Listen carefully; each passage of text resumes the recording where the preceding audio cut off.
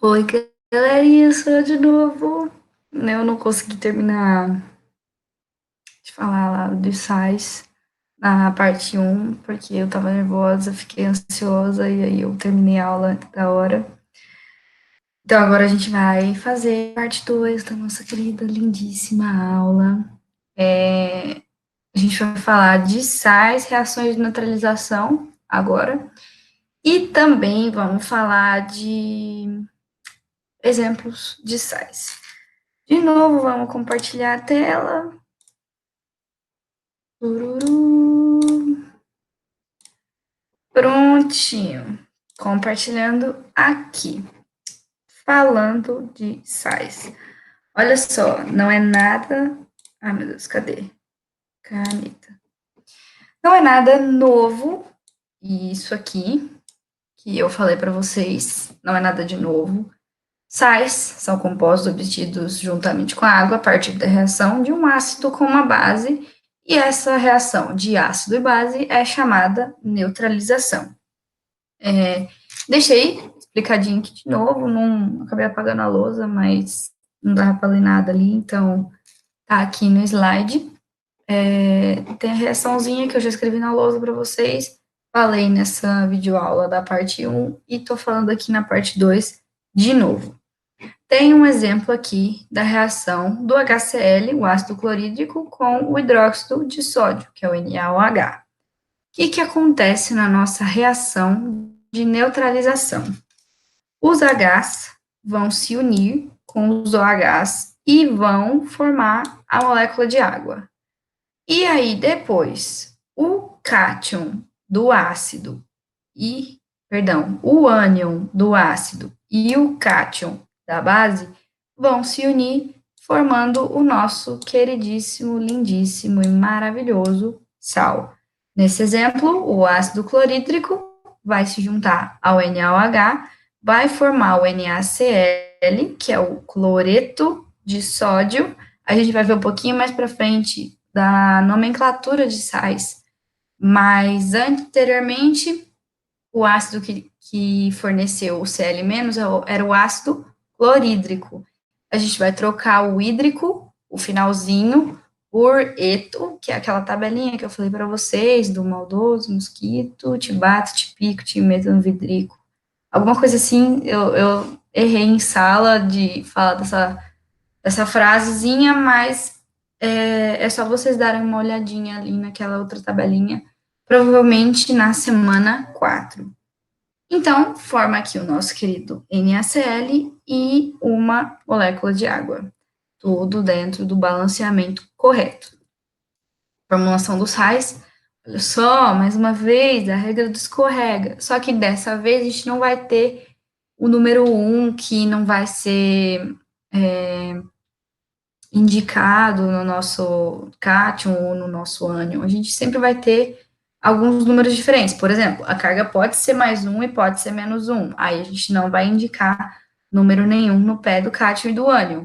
Porém, a carga pode ser mais 2 e menos 3. Aí a gente tem, sim, que representar esses números certinho no pé um do outro. Então, a gente tem a carguinha mais y, o y vai escorregar no pé do ânion e o menos x vai escorregar aqui no pé do cátion, os dois sem a carguinha positiva e sem a carguinha negativa indicados. A fórmula geral é essa daqui, e a gente vai observando isso conforme a gente vai fazendo formulação e assim sucessivamente.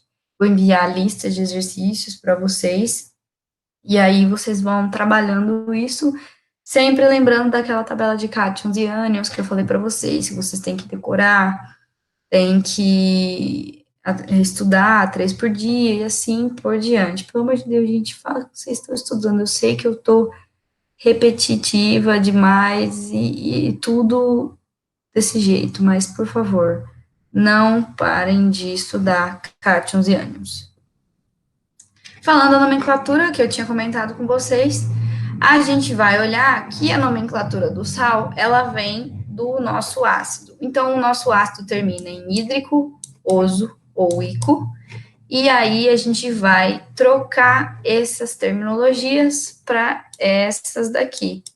Por exemplo, o ácido clorídrico vai formar o sal cloreto. O eto a gente vai colocar no lugar do hídrico e assim sucessivamente para os outros nomes. Aí, esquematicamente, a gente vai pegar o nome do ácido, colocar ali na primeira parte, trocar o finalzinho e colocar o nome do cátion da base de origem. Que aí é sódio, que eu tinha colocado lá, família 1A, 2A, e assim sucessivamente. Lítio, todos os outros cátions das bases que vão se juntadas com o ácido para formar esse nosso sal. Falando das reações de neutralização. Reações de neutralização, a gente tem que prestar atenção se o exercício vai pedir uma reação de neutralização total ou parcial, que é o que está indicado aqui em cima, ó, que a gente tem que manter, a gente tem que ter bastante atenção. Por quê? Se a gente vai ter que saber, se a gente vai ter que fazer o balanceamento ou não. Porque se for total, aí tem que ocorrer todo o balanceamento, tudo que entrar vai sair de um jeito. Só que se essa reação de neutralização for parcial, a gente não vai ter que fazer o balanceamento da equação. Então, olhando aqui primeiro a neutralização total. Quando todos os H+ reagirem e todos os OH- reagirem. Então, todos os H+ do ácido vão reagir com todos os OH- da base. O sal que vai ser formado no final, ele chama sal normal ou sal neutro. Sal normal ou sal neutro. Coloquei alguns exemplos para vocês. O primeiro, hidróxido de sódio, junto com o ácido clorídrico. O que vai acontecer? Todos os H+ do ácido vão se unir com todos os OH- da minha base e vão formar uma água. Nesse caso, um H+ mais um OH- vai resultar em uma água, um H2O. E aí, o que sobrar, o Na+ vai se juntar com o Cl- e vai formar um sal. Nesse caso, é um sal normal, porque não vai ter H+ e OH- sobrando. Outro exemplo, o CaOH2, abreviadamente aqui, ó, que está representado aqui. A gente coloca a nossa representação, o esquemazinho que a gente coloca é desse jeitinho aqui. Ligação do cálcio com o OH, com dois OHs. Ele vai reagir com o HNO3. E o que vai acontecer? Eu tenho dois OHs aqui presentes, então eu vou precisar de 2H+ para neutralizar isso tudo. E aí, consequentemente, formar aqui, ó, duas moléculazinhas de água. Então, Ca2+ vai estar reagindo com NO3-. Então, o que vai acontecer? A carguinha mais 2, que tinha aqui em cima do cálcio, ela vai escorregar no pé do NO3. E a carguinha -1 que a gente tinha aqui, ela vai escorregar no pé do cálcio, porém, como é o número 1, a gente não vai indicar nada. Espero que tenha feito sentido. Eu ia fazer uma pergunta agora de se vocês estavam entendendo, mas ninguém ia me responder, então, tudo certo. Falando da reação de neutralização parcial. Parcial é que parte vai neutralizar e outra parte não vai. Então, a gente vai obter um sal ácido ou um sal básico. Anteriormente, a gente obtinha um sal normal ou um sal neutro. Agora, com a neutralização parcial, o meu sal vai ser ácido ou o meu sal vai ser básico. O número de H+ ionizáveis é diferente do número de OH- ionizáveis. Então, o que vai acontecer? Não vai ser sempre a mesma proporção que vai formar de água ali. Então, a gente tem duas formas de neutralização parcial. Quando o ácido é neutralizado parcialmente e a base é totalmente neutralizada, olha o que acontece. Vai sobrar H+ na nossa molécula, ou seja, a gente tinha um ácido aqui, H2CO3, só que nem todos os Hs do H2CO3 vão neutralizar, eles vão, como fala? Eles vão participar da água. Então, o que a gente vai fazer? Vai ver, a gente vai ver que vai sobrar um hidrogênio juntamente com o CO3, que é o que está representado aqui. Nossa, meu Deus. Que é o que está representado ali. E a base, ela vai ionizar totalmente. Então, vai ter um OH- e um Na+. O Na+, vai se juntar ao HCO3- e o 1H+, que ionizou, que estava aqui,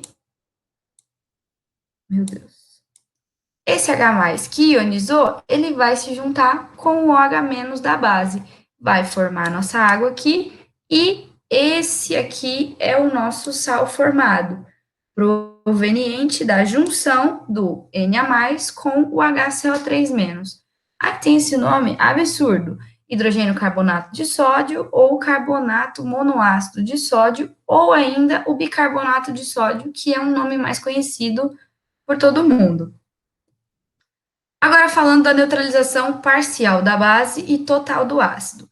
Se na neutralização parcial do ácido e total da base, todos os OH- que vão ionizar vão participar da água, nesse caso, quando é total do ácido, nossa, deu um delay gigante aqui. Quando é total do ácido, todos os H+ do ácido vão ionizar e participar da formulação da água. Então, aqui vai sobrar OH- na molécula e o sal formado vai ser chamado de sal básico ou hidroxissal. Olhando aqui, temos um ácido HCl, todos os Hs do HCl vão ionizar, ou seja, vai ter um H+ aqui. Aí, esse H+ vai estar aqui na formulação da água.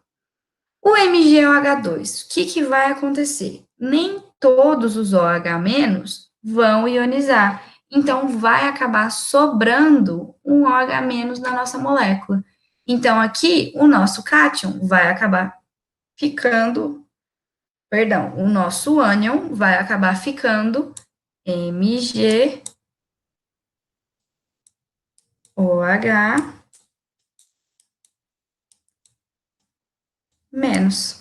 que aí vai ser a junção do H+ com um OH- que sobrou aqui em cima, vai formar a nossa água.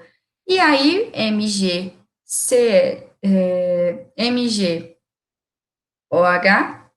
vai se juntar com o Cl- e vai formar o nosso sal bem aqui. O nome dele vai ser hidroxicloreto de magnésio ou cloreto monobásico de magnésio.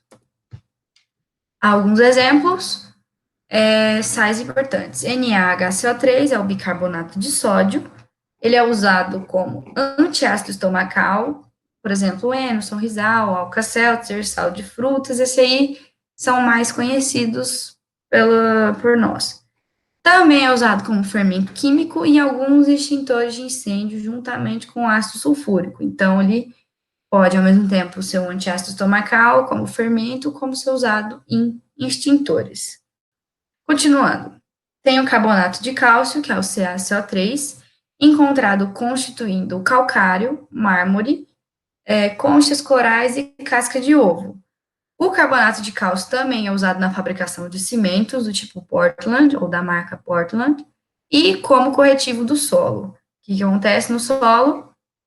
A gente coloca esse sal, e aí a gente vai observar a formação de óxido de cálcio e o CO2.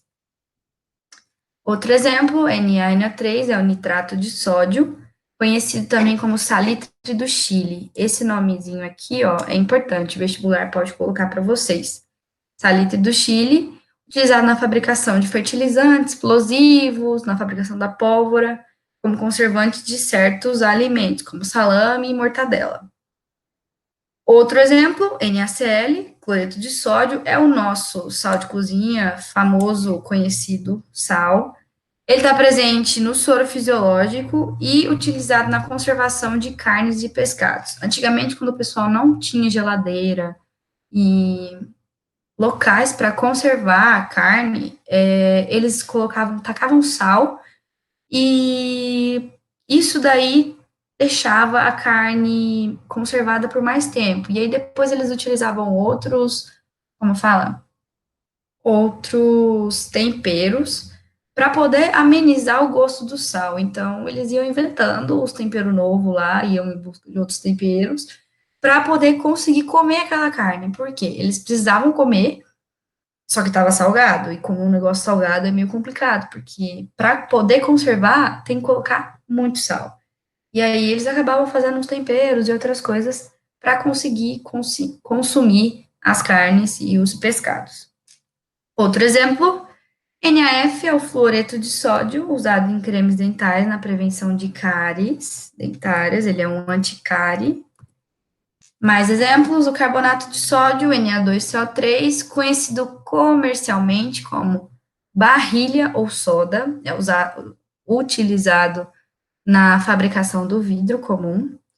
CaSO4 é o sulfato de cálcio, utilizado na fabricação de giz e gesso. Se a gente tivesse em sala de aula, eu ia pegar um giz assim, mostrar para vocês e falar assim: olha, aqui temos sulfato de cálcio. Porém, estou na minha casa e a única coisa que eu tenho aqui é um canetão para escrever aqui. Ok. Sulfato de magnésio, MgSO4, é utilizado como laxante purgativo. Quando a pessoa está presa, tal, a pessoa manda um sulfato de magnésio e, né, chega no objetivo dela. Tem o sulfato de bário, BaSO4, ele é utilizado como contraste em radiografias gastrointestinais.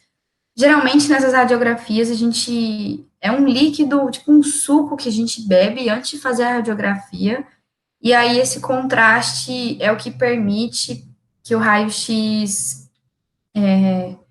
veja o que ele precisa ver, sabe? Tá lá, tá vendo seu intestino, seu estômago, suas coisas lá, o sistema gastrointestinal, e aí ele serve como contraste, ele vai destacar as coisas que a pessoa, o médico, gostaria de ver. Vamos ver, tem mais exemplos. O sulfato de alumínio, L2SO4,3, utilizado no tratamento da água, é um agente floculante. Lembrando de agentes floculantes no método de separação de misturas, quando tem alguma coisa lá que a gente precisa tirar, por exemplo, de um líquido, a gente quer limpar, por exemplo, uma piscina, a gente joga o agente floculante e depois realiza a filtração para tirar todas as impurezas. Já conseguimos fazer uma ligação aqui com a aula de método de separação de misturas. E o último exemplo aqui, o hipoclorito de sódio, o NaClO, usado como alvejante, presente na água sanitária, cândida ou mais conhecido como quiboa. Produtos de limpeza em geral. E terminamos aqui. Oh, meu Deus. Cadê? Terminamos. Oh, meu Deus, onde está o negócio? Aí, interrompi o compartilhamento. Terminamos aqui nossa segunda parte da aulinha de bases barra sais. Perdão pela minha dificuldade de comunicação aqui, gente. Eu vou ficar pedindo desculpas o tempo inteiro, mas eu consegui dar uma melhoradinha na luz aqui que eu não tinha acendido. E é isso. Essa é a nossa semana 5. E bons estudos para vocês. Eu vou terminar aqui interrompendo. É isso. Beijo, pessoinhas, e bons estudos.